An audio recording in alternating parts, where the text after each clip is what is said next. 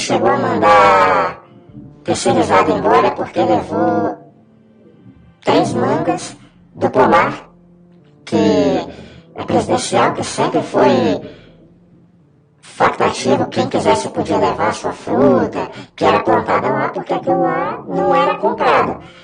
E ele levava todos os dias comida, fruta, milho, carne.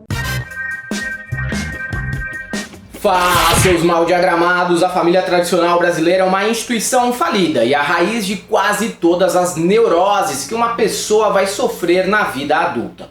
Papo reto. Você pode até ter escapado dessa regra, mas o consenso é ter parentes completamente alucinados e que arruinam a sua cabeça. É mãe que passa o dia testando os próprios limites de pontaria, jogando chinelos na cabeça dos filhos, pai que age como corno de filha e acredita que só a princesa dele não vai perder a virgindade durante a adolescência, irmão folgado e escroto que come seus iogurtes e todos aqueles tios e primos que somos obrigados a tolerar, mas só porque demos o azar de nascer com o mesmo sobrenome. Isso vale para qualquer classe social, estado da nação e religião, e não seria diferente na família Bolsonaro, que desde sempre dava altos indícios de cometerem baixarias indescritíveis no sigilo, com o fim dessa era de trevas miliciana neopentecostal que tivemos durante 4 anos na presidência do nosso país. Começamos a receber detalhes do que ocorria na intimidade do ex-casal presidencial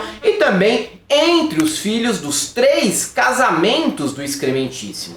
Uma matéria deliciosamente detalhada da coluna de Rodrigo Rangel do portal Metrópolis escrutina como Michele e Jair tornavam a convivência no Alvorada numa amostra grátis de como deve ser a atual residência de Olavo de Carvalho, que ministra cursos presenciais para Guilherme de Pádua e Batoré, mas lá no inferno. Antes de falar sobre esse tema, eu quero pedir para que vocês curtam o nosso canal no YouTube e sigam a gente no Facebook, Twitter e Instagram. É rapidinho e você não perderá nem um minuto da vida com isso, eu prometo, tá? Também ative as notificações e joguem o nosso conteúdo no grupo de Zap lá do condomínio em que vocês moram. Vai ser muito divertido. E aqueles que puderem, por favor, contribuam com o Apoia-se ou tornem-se membros aqui no YouTube mesmo. Custa menos que 1 quilo de picanha o agiu, bem menos na verdade. E não deixem de conferir nossas camisetas à venda na El Cabriton e o nosso curso sobre como começar seu canal no YouTube disponível no ICL, o Instituto Conhecimento Liberta.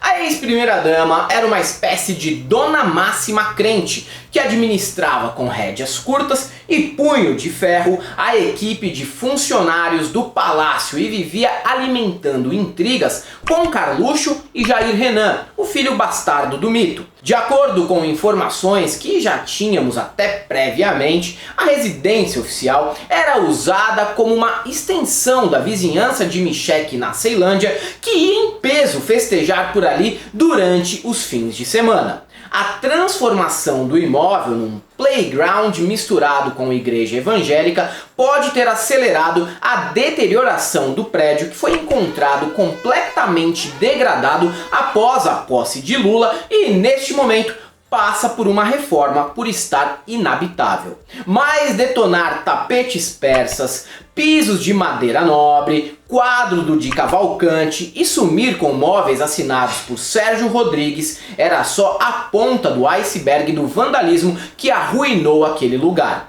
O ar também era irrespirável naquelas paragens porque a então primeira-dama transformava o ato de trabalhar no Alvorada numa tortura diária. Além dela mesma ser a típica pobre que ascendeu socialmente e então passou a copiar e reproduzir os péssimos hábitos dos carrascos do passado, Michele ainda escalou como administrador do Alvorada um pastor encapetado, que também era especialista em assediar os funcionários com xingos e até ameaças de suspender o lanche. Trata-se de Francisco Castelo Branco, que chegou a sugerir, em evidente desvio de função, para que a equipe de jardinagem limpasse o banheiro de serviço e, se não topasse, que eles cagassem no mato ou numa bolsa, palavras do próprio. Foi Castelo Branco também quem ficou responsável por esvaziar o espelho d'água do prédio e recolher as moedas que os visitantes jogam ali para realizar pedidos. O problema é que, para executar essa pitoresca e inovadora experiência de cleptomania, eles precisaram matar as carpas que viviam naquele espacinho de água. Toda essa malvadeza foi praticada para coletar um balde com moedas que seriam doadas para uma igreja, o que ninguém confirma se aconteceu ou não.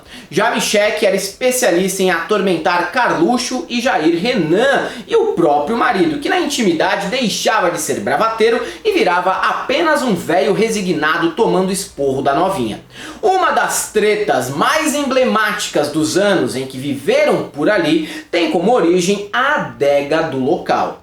Vagabundo convicto que não tem coragem nem de entrar para a política como o restante da família, Jair Renan era presença frequente no Alvorada quando precisava arranjar garrafas de bebidas para fazer um agito com os brothers. Inicialmente ele tinha acesso livre ao espaço e levava muito goró para casa. Porém, quando a atitude começou a ser frequente, Michelle se irritou e mandou trancar permanentemente o cômodo que ficava no subsolo. A recomendação para os funcionários era que nem o marido dela podia entrar mais lá, só que o mito não sabia disso. E um dia, querendo presentear uma visita com uma garrafa de vinho, descobriu que estava proibido de acessar a adega. Usando de sua peculiar educação e refinamento, Bolsonaro resolveu isso arrombando a porta e provando que tem histórico de atleta também no chuteboxe.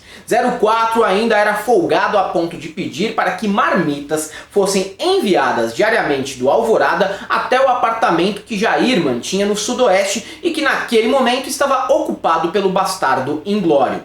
Existia até um segurança responsável pelo transporte da comida, que deixou de ser entregue quando funcionários, que também atuavam paralelamente como motoboys de treta, foram avisar a patroa que agora ele recebia não uma, mas 2 marmitas, provavelmente sendo consumida por Ana Cristina Vale, segunda esposa do Jair. Em outra ocasião, Renan foi ao Alvorada quando o pai não estava, arranjou encrenca com a primeira-dama, quis partir para cima dela e foi contido por um segurança que o segurou pelo pescoço e o mandou para casa. Sim, a família criava intriga interna por conta de uma porção de arroz, feijão e 2 bifes. Esse é o nível baixíssimo de educação e civilidade dessa escória que passou pela presidência. Mas Jair Renan não era o único desafeto de Michelle. Além de não gostar do 04, ela ainda não ia muito com a cara de Carluxo e isso não é novidade para ninguém. Mas, no entanto, incomodava o Bolsonaro, que desabafava com os funcionários que a Michelle vetava a presença dos filhos no local, mas trazia a Ceilândia em peso no fim de semana. E a gente sempre suspeitou que isso era um incômodo para o presidente, que era obrigado a socializar com crente de terno da Dorinhos e véia igrejeira de saião jeans. No dia do último debate presidencial do primeiro turno, Carlos tentou entrar no Alvorada, mas foi proibido pela primeira-dama. E não pensem vocês que ele aceitou numa boa. No estacionamento, o Carluxo foi embora chorando e gritando, enquanto o pai ficou desestabilizado antes do debate ao saber o que ocorria em casa. Agora, imagina a cena do cabeça de filtro de barro chorando e berrando no meio da noite de Brasília. Eu quase fico simpático a Michelle só por ter proporcionado esse momento brilhante para a história do nosso país. Mentira, em treta como essa, só há a possibilidade de ficar ao lado da treta mesmo. Além de confusão, dinheiro em espécie também era algo muito corriqueiro naquela casa. De acordo com a matéria do portal Metrópolis, a ex-primeira-dama recebia com certa frequência envelopes com notas de reais que eram entregues por Rose Cordeiro, assessora do então senador Roberto Rocha, do PTB do Maranhão.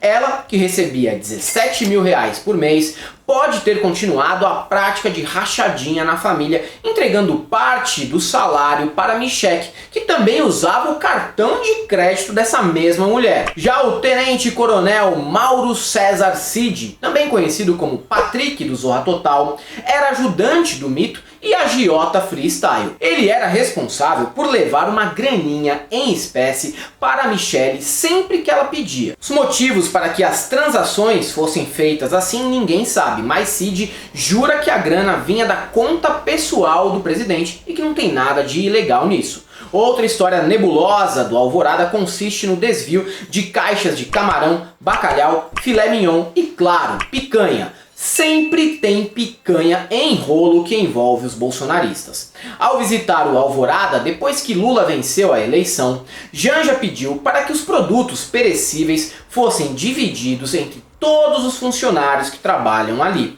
Mas, misteriosamente, esses alimentos desapareceram e ninguém sabe ao certo quem se apossou deles. O mais provável é que um grupo bem restrito tenha ficado com toda a comida, seja para uso próprio ou para revender e levantar uma graninha extra no fim do ano de 2022. Além dessas histórias da intimidade do palácio, informações sobre os gastos que estavam em sigilo devem abalar Brasília mais nas próximas semanas, tá? O senador Jorge Cajuru, do PSB de Goiás, disse no último domingo que entre os gastos do cartão corporativo de Bolsonaro há registros feitos até em casas de prostituição, o que pode ter sido realizado por um dos filhos do ex-presidente. Alguém consegue imaginar qual deles pode ter feito isso? Eu consigo, mas não vou falar. Cajuru promete entregar essas e outras denúncias para a Polícia Federal nos próximos dias. Quem sabe com essas revelações todos entendam melhor porque havia interesse em manter escondidas as despesas e até detalhes do cotidiano da família.